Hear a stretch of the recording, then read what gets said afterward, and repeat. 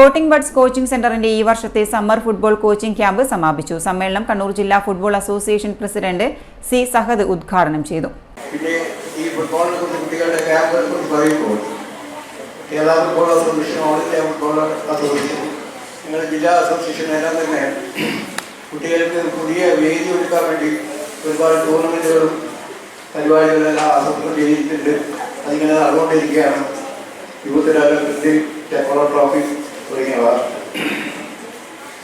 ഏതായാലും എല്ലാ കുട്ടികൾക്കും ആശംസകൾ നേരുന്നു. എല്ലാവരും വലിയ രംഗത്തേക്ക് എത്തിച്ചേരട്ടെ എന്ന് ആശംസിക്കുന്നു. പോലീസ് ഡിപ്പാർട്ട്മെന്റിൽ നിന്നും വിരമിക്കുന്ന പഴയകാല ഫുട്ബോൾ താരങ്ങളായ ഹാരിസ് വാഴയിൽ, CV ജയപ്രകാശ് എന്നിവരെയും ദീർഘദൂര ഓട്ടക്കാരൻ മറിയ ജോസിനെയും ആദരിച്ചു. ഷൈനേഷ് ചന്ദ്ര അധ്യക്ഷത വഹിച്ചു. കോച്ചിംഗ് ക്യാമ്പിലെ കുട്ടികൾക്കുള്ള സമ്മാനങ്ങൾ ചടങ്ങിൽ വിതരണം ചെയ്തു. SI KK Shaheesh, P Sunoj Kumar, CV Jayaprakash, doctor Vivekanandan, V Raghuthaman, Ashwin Janardhanan തുടങ്ങിയവർ സംസാരിച്ചു.